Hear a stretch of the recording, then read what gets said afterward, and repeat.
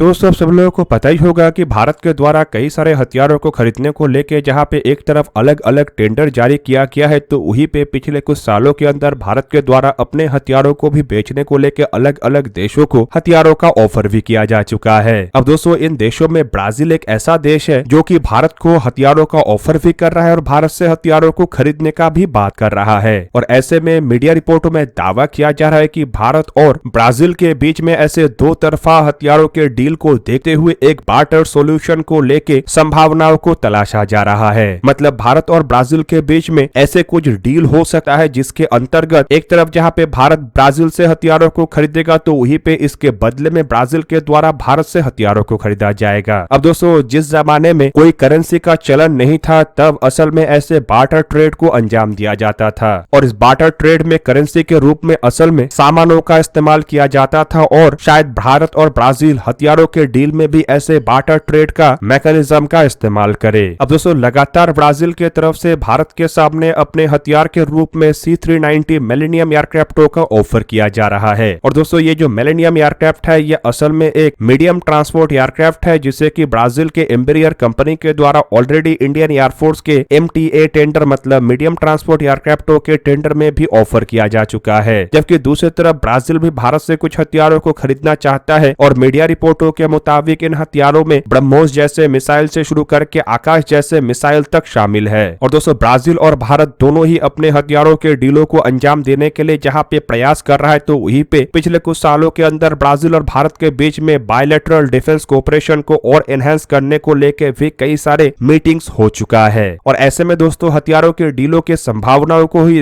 देखते हुए अलग अलग मीडिया रिपोर्टों में दावा किया जा रहा है कि शायद हथियारों के डील को अंजाम देने के लिए ये बार्टर ट्रेड मैकेनिज्म को इस्तेमाल किया जाए। अब दोस्तों यहाँ पे आप लोगों को बता दूं कि भारत के जो MTA टेंडर है इसके अंतर्गत असल में इंडियन एयरफोर्स करीब करीब 60 से लेकर 80 के संख्या में मीडियम ट्रांसपोर्ट एयरक्राफ्टों को खरीदना चाहता है और ये टेंडर भी भारत असल में मेक इन इंडिया और ट्रांसफर ऑफ टेक्नोलॉजी मैकेनिज्म के अंतर्गत अंजाम देना चाहता है। और इस टेंडर में एक तरफ जहाँ पे लॉकहीड मार्टिन कंपनी के द्वारा अपने C-130J सुपर हर्कुलिस एयरक्राफ्टों का ऑफर किया गया है तो वहीं पे दूसरी तरफ एयरबस जैसे बड़े कंपनी के द्वारा भी अपने A400M एटलस एयरक्राफ्टों का ऑफर किया गया है। जबकि एम्बेरियर कंपनी के जो C-390 मिलेनियम एयरक्राफ्ट है ये भी कोई कमजोर एयरक्राफ्ट नहीं है, पर अगर लॉकहीड मार्टिन और एयरबस जैसे कंपनियों को देखा जाए तो ये दशकों से डिफेंस के मार्केट के ऊपर अपना एक तरफा कब्जा रखा है और इसे ही देखते हुए शायद ब्राजील अब अपने जीत को सुनिश्चित करने के लिए बार्टर ट्रेड के अंतर्गत भी आगे बढ़ने के लिए तैयार है। जबकि दूसरी तरफ ब्राजील भारत से जिन हथियारों को खरीदना चाहता है उनमें ब्रह्मोस जैसे सुपरसोनिक क्रूज मिसाइल के अलावा आकाश जैसे सरफेस टू एयर मिसाइल भी शामिल है और ब्राजील भारत के साथ एक समझौते के अंतर्गत अपने स्कॉर्पियन क्लास के सबमरीनों के मेंटेनेंस के लिए भी भारत से मदद चाहता है। और दोस्तों अगर इस तरीके के कोई बार्टर ट्रेड को लेकर डिफेंस डीलों को अंजाम दिया जाता है तो ये दोनों देशों के लिए ही बेनिफिशियरी होगा, क्योंकि इससे एक तरफ जहां पे ब्राजील अपने एयरक्राफ्टों को भारत को बेच पाएगा तो वहीं पे दूसरी तरफ इसके बदले में भारत अपने हथियारों को ब्राजील को एक्सपोर्ट कर पाएगा। और अगर हथियारों के एक्सपोर्ट के बीच में किसी भी तरीके का कोई फॉरेन करेंसी इन्वॉल्व नहीं होता है तो करेंसी के एक्सचेंज के वजह से जो अमेरिका के ऊपर मतलब डॉलर के उपयोग करने के वजह से जो अमेरिका के ऊपर निर्भर होना पड़ता है वो भी नहीं रहेगा और करेंसी एक्सचेंज नहीं होने पे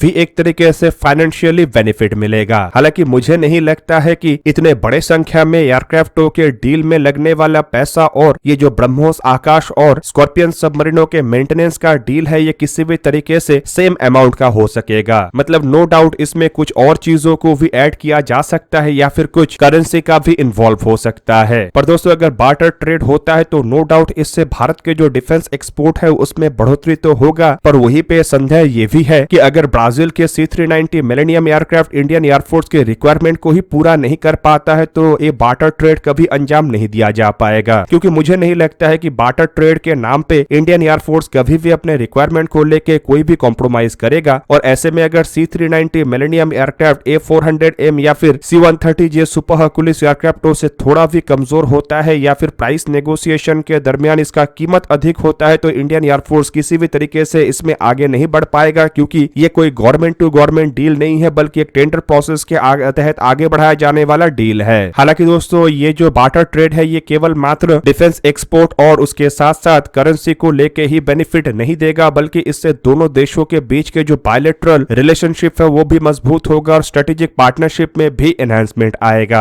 अब एक तरफ दोस्तों जहां पे भारत और ब्राजील के बीच में ऐसे बार्टर ट्रेडों के संभावनाओं को लेके खबर आ रहा है, तो वहीं पे दूसरी तरफ एक ऐसा भी खबर आ रहा है जो कि कई सारे लोगों को हैरान भी कर सकता है और ऐसे बार्टर ट्रेड के संभावनाओं को भी संपूर्ण रूप से समाप्त कर सकता है। क्योंकि मीडिया रिपोर्टों में यह भी दावा किया जा रहा है कि ब्राजील भारत से जो आकाश मिसाइल, खास करके आकाश मिसाइलों के नेक्स्ट जनरेशन वेरिएंटों को खरीदने को लेकर इंटरेस्ट दिखा रहा था, असल में भारत की तरफ से उस प्रस्ताव को रिजेक्ट कर दिया गया है। मतलब कुछ कारणों की वजह से भारत आकाश एनजी मिसाइलों को ब्राजील को बेचना नहीं चाहता है। अब दोस्तों ऐसे में आप लोगों के मन में यह भी सवाल उठ सकता है कि जो भारत अपने हथियारों को बेचने के लिए लगातार प्रयास कर रहा है, वो अचानक से ब्राजील की तरफ से आकाश एनजी मिसाइल खरीदने के इंटरेस्ट को क्यों रिजेक्ट कर रहा है। बेसिकली दोस्तों इसके पीछे कुछ ब्राजील के शर्तों का जिक्र किया जा रहा है और मीडिया रिपोर्टों के मुताबिक ब्राजील भारत से डोमेस्टिकली डेवलप किया हुआ आकाश मिसाइलों के नेक्स्ट जनरेशन के वेरिएंट मतलब Akash NG surface to air missile सिस्टमों को खरीदना तो चाहता है, लेकिन ब्राजील चाहता है कि इसमें इस्तेमाल होने वाले स्वदेशी रडारों को ब्राजील के खुद के रडार मतलब M200 रडारों से रिप्लेस कर दिया जाए, जो बेसिकली M60 रडारों से ही डेवलप किया गया है। और ब्राजील के कुछ अधिकारियों के तरफ से ये तक आर्ग्यू किया जा रहा है कि उनके जो M200 रडार है वो असल में लो ऑल्टीट्यूड कवरेज और एनहेंस मल्टी टारगेटिंग कैपेबिलिटी देता है। जबकि वहीं पे दूसरी तरफ आप लोगों को ये भी बता दूं, भारत अपने आकाश एनजी मिसाइलों को ओरिजिनल कॉन्फ़िगरेशन के साथ ही एक्सपोर्ट करना चाहता है। मतलब इसमें जो original advance active electronically scan अरे मल्टी फंक्शनल रडार का इस्तेमाल किया गया है, जो कि सर्चिंग, ट्रैकिंग और फायर कंट्रोल सॉल्यूशन के लिए इस्तेमाल होता है। भारत उन्हीं रडारों के साथ अपने मिसाइलों को बेचना चाहता है और भारत का कहना है कि ये जो रडार है ये असल में टोटल मिसाइल सिस्टमों के एक एसेंशियल कंपोनेंट है और इन रडारों को अगर अलग कर दिया जाता है तो मिसाइलों के जो ओवरऑल इफेक्टिविटी है उसके ऊपर ही खाली असर नहीं पड़ेगा, बल्कि मिसाइलों की एफिशिएंसी को बरकरार रखने के लिए इसके साथ इन रडारों का भी उपयोग करना जरूरी है। अब यहाँ पे आप लोगों को यह भी बता दूं कि आकाश एनजी मिसाइल असल में भारत के द्वारा डेवलप किया हुआ आकाश मिसाइलों के एक अपग्रेडेड वेरिएंट है, जिसमें कई तरीके का बदलाव किया गया है और इन बदलाव की वजह से अब आकाश एनजी मिसाइल और अधिक ऑल्टीट्यूड और अधिक रेंज तक काम कर सकता है। रिपोर्ट के मुताबिक आकाश मिसाइलों के जो बेस वेरिएंट था वो जहाँ पे 30 किलोमीटर दूर तक टारगेटों को निशाना बना सकता था, तो वहीं पे आकाश एनजी मिसाइल करीब 70 किलोमीटर दूर तक टारगेटों को निशाना बनाने में सक्षम है और इवन इस तरीके के टारगेटों को भी निशाना बना सकता है, जो कि पहले आकाश मिसाइलों के क्षमता के बाहर था। और आकाश एनजी मिसाइलों को इसके रडार के साथ ऐसे इक्विप्ड किया गया है कि रडार के बिना ये आकाश एनजी मिसाइल फुल एफिशिएंसी के साथ काम नहीं कर पाएगा और इसी वजह से भारत आकाश एनजी मिसाइलों को उसके ओरिजिनल कॉन्फ़िगरेशन के साथ ही बेचने के लिए तैयार है। जबकि ब्राजील के द्वारा लगातार ये कहा जा रहा है कि ब्राजील आकाश एनजी मिसाइलों को तो खरीदना चाहता है, लेकिन उसमें अपने M200 जैसे रडारों का इस्तेमाल करना चाहता है और इसी वजह से भारत के द्वारा ब्राजील के आकाश एनजी मिसाइलों के खरीदने के जो प्रस्ताव है उससे ठुकराया जा रहा है। हालांकि दोस्तों मेरा मानना यह है कि इस दरमियान कोई बीच के रास्ते को निकालना चाहिए, जिसमें कि भारत भी अपने हथियारों को एक्सपोर्ट करने में सक्षम हो और ब्राजील के भी जरूरतों को पूरा किया जा सके। हालांकि इसके लिए ब्राजील के रडारों को आकाश मिसाइलों के साथ इंटीग्रेट करना कोई सोल्यूशन नहीं है, क्योंकि अगर इससे मिसाइलों के परफॉर्मेंस बिगड़ता है तो नो डाउट आने वाले समय में ब्राजील के जो रडार है उसे दोषी नहीं ठहराया जाएगा, बल्कि संपूर्ण भारत के आकाश एनजी मिसाइलों को ही दोषी ठहराया जाएगा। और रडारों की वजह से कभी अगर ये मिसाइल फेल होता है तो इससे भारत को अपने हथियार एक्सपोर्ट करने में काफी मुश्किलें आएगा और भारत के खिलाफ प्रोपेगेंडा करने वाले देशों को एक नया मौका मिल जाएगा। और ऐसे में मेरा मानना यह है कि भारत को इस तरीके का कोई भी कॉम्प्रोमाइज नहीं करना चाहिए, जिससे कि भविष्य में हथियारों के एक्सपोर्ट के ऊपर असर पड़े और चाहे उसके लिए इस तरीके के डील को ठुकराना भी क्यों ना पड़े। अब दोस्तों आप लोगों को क्या लगता है कि भारत और ब्राजील के बीच में हथियारों को लेकर जो बार्टर ट्रेड का बात कहा जा रहा है, क्या ये संभव हो पाएगा और आकाश एनजी मिसाइलों के डील क्या भारत के साथ ब्राजील कभी अंजाम दे पाएगा या नहीं? कमेंट करके अपनी राय अवश्य दीजिए। दोस्तों आज के इस वीडियो को यही पे ही करते समाप्त। किसी और एक दिन किसी और एक वीडियो में मिलेंगे, तब तक के लिए जय हिंद, वंदे मातरम।